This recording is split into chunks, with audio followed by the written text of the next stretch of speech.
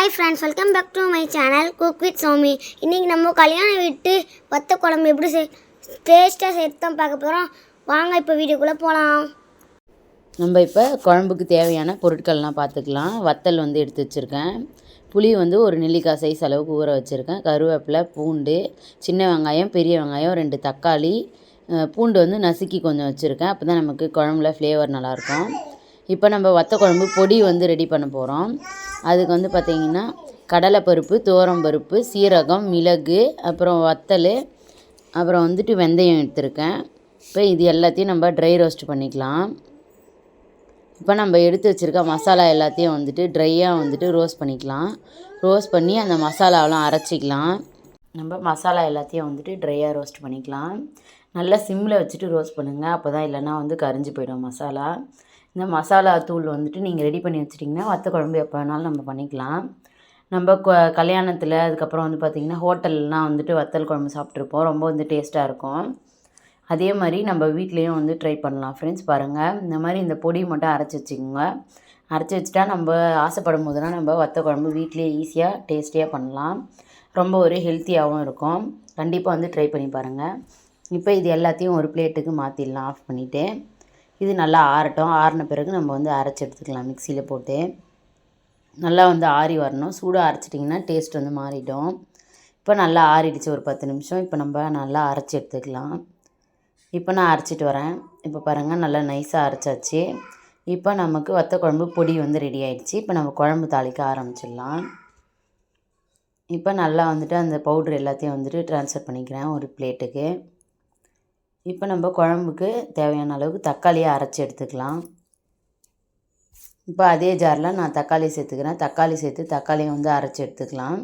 தக்காளியை அரைச்சி சேர்க்கும்போது நமக்கு ஃப்ளேவர் நல்லாயிருக்கும்.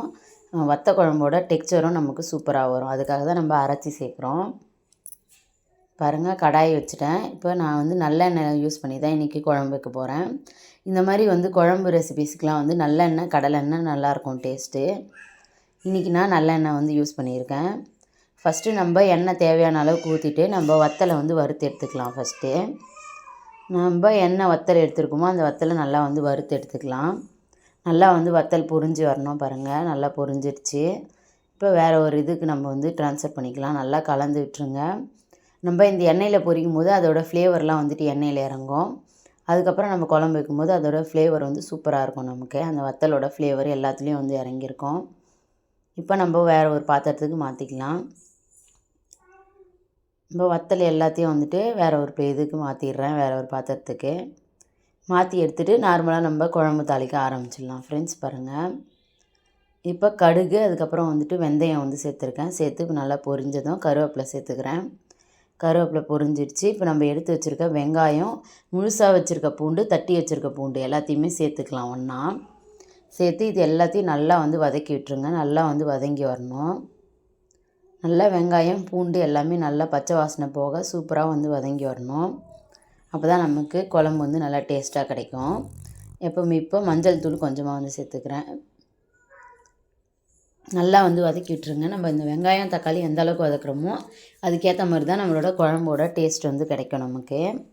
இப்போ புளியை கரைச்சிக்கலாம். புளி கரைச்சிட்டு அந்த திப்பி எல்லாத்தையும் எடுத்துகிட்டு காமிக்கிறேன் உங்களுக்கு. புளி எல்லாத்தையும் நல்லா கரைச்சிக்கோங்க. இப்போ திப்பி எல்லாத்தையும் எடுத்து போட்டேன். இப்போ இந்த புளி தண்ணியில் மிளகுத்தூள், சீரகத்தூள், அதுக்கப்புறம் பார்த்திங்கன்னா மிளகாய்த்தூள் 3 ஸ்பூன் அளவுக்கு சேர்த்துக்கிறேன். இப்போ எல்லாத்தையும் சேர்த்து நல்லா கலந்துட்டேன். இப்போ இது ஒரு ஓரமாக இருக்கட்டும். இப்போ நம்ம அரைச்சி வச்சுருக்க தக்காளி சேர்த்துடலாம். நல்லா நம்ம சேர்த்துருக்க சின்ன வெங்காயம் எல்லாமே நல்லா வதங்கி வந்துடுச்சு. இப்போ தக்காளி சேர்த்து தக்காளி நல்லா பச்சை வாசனை போக கலர் மாறி வரணும். அது வரைக்கும் வதக்கிக்கலாம். பார்த்திங்கன்னா ஒரு 10 நிமிஷமாக நான் வதக்கிட்டேன். கலர் நல்லா சேஞ்ச் ஆகிருக்கு பாருங்கள். தக்காளியோட பச்சை வாசனைலாம் போய் ரொம்ப சூப்பராக ரெடி ஆகிடுச்சு. இப்போ நம்ம எடுத்து வச்சுருக்க புளி தண்ணி, மிளகாய்த்தூள், தனியாத்தூள் எல்லாத்தையும் நம்ம இதில் சேர்த்துக்கலாம். கொஞ்சமாக தண்ணி சேர்த்து இப்போ நான் அதில் ஊற்றிக்கிறேன். இப்போ நல்லா குழம்பு நல்லா கொதித்து வரணும். இப்போ எல்லாத்தையும் நம்ம ஆட் பண்ணிட்டு பாருங்கள். இப்போ குழம்பு நல்லா கொதித்து வந்ததுக்கப்புறம் நான் காமிக்கிறேன்.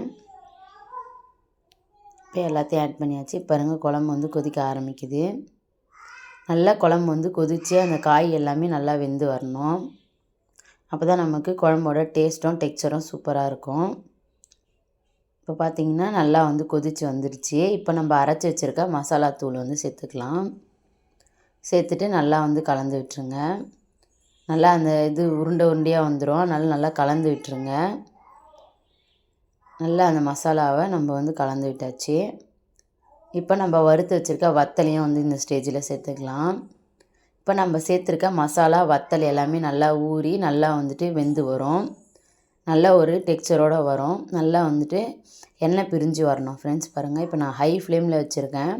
கொதி வந்ததுக்கப்புறம் நம்ம லோ ஃப்ளேமில் வச்சிடலாம். வச்சிட்டோன்னா நமக்கு நல்லா நம்ம ஊற்றின எண்ணெய் எல்லாமே பிரிஞ்சு சூப்பராக வந்து குழம்பு ரெடி ஆகும். பாருங்கள், நல்லா கொதிக்க ஆரம்பிச்சிடுச்சு. இப்போ சிம் பண்ணிக்கலாம். சிம் பண்ணிவிட்டு நம்ம நல்லா வந்துட்டு எண்ணெய் பிரிஞ்சு வரணும். இப்போ பாருங்கள், ஒரு 10 நிமிஷமாக கொதிச்சிட்ருக்கு. எண்ணெய் நல்லா பிரிஞ்சு வந்துருக்கு பாருங்கள். இன்னமும் நல்லா வந்துட்டு ஒரு 10 நிமிஷம் விட்டுடலாம். விட்டுட்டு நம்ம பார்க்கலாம். ரொம்ப சூப்பராக கிடைக்கும் நமக்கு குழம்பு. இப்போ கொஞ்சமாக பெருங்காயத்தூள் வந்து சேர்த்துக்கலாம் நம்ம. ஏன்னா மசாலாவில் நம்ம பருப்புலாம் போட்டு வறுத்துருக்கோம். அதனால் பெருங்காயத்தூள் வந்து சேர்த்துக்கோங்க. ரொம்ப நல்லது உடம்புக்கு. நம்ம இதில் எல்லாமே ஆரோக்கியமான பொருட்கள் தான் சேர்த்துருக்கோம். இன்னும் ஒரு 10 நிமிஷம் கழித்து பார்க்கலாம். இப்போ பாருங்கள், இன்னொரு 10 நிமிஷம் ஆயிடுச்சு. இப்போ கொஞ்சமாக வந்து நாட்டு சக்கரை நான் வந்து சேர்த்துக்கிறேன். இது எதுக்காக சேர்க்குறோம் அப்படின்னா வந்து உப்பு, புளிப்பு, காரம் எல்லாத்தையுமே வந்து பேலன்ஸ் பண்ணி கொடுக்கும். நீங்கள் ஏதாவது கூட்டி குறைச்சி போட்டாலுமே அது வந்து டேஸ்ட் வந்து என்ஹான்ஸ் பண்ணி கொடுக்கும். எப்போவுமே குழம்பு வைக்கும்போது இந்த டிப்ஸை வந்து ஃபாலோ பண்ணிக்கோங்க. ரொம்ப சூப்பராக நமக்கு வந்து குழம்பு கிடைக்கும். இப்போ குழம்பு வந்து மூடி வச்சு நான் வந்து குக் பண்ணிக்கிறேன். பாருங்கள், எண்ணெய் பிரிஞ்சு வர்றது நல்லா தெரியுது. இந்த மாதிரி நல்லா பூண்டு எல்லாம் நல்லா வெந்து வரணும். நல்ல ஒரு திக்கான கன்சிஸ்டன்சிக்கு வரணும். பாருங்கள், வத்தல் குழம்பு ரொம்ப சூப்பராக ரெடி ஆகிடுச்சு. இப்போ ஒரு பாத்திரத்துக்கு ட்ரான்ஸ்ஃபர் பண்ணிவிட்டு கருவேப்பிலை தூவி இறக்கிக்கலாம். ரொம்ப ரொம்ப சூப்பரான டேஸ்ட்டான நம்ம ஹோட்டலில் கல்யாண வீடுகளில் சாப்பிடக்கூடிய வத்தல் குழம்பு ரெடி. இந்த மாதிரி ரெசிபிஸ்க்கு நம்மளோட சேனலை சப்ஸ்கிரைப் பண்ணிக்கோங்க. Thank you, bye bye.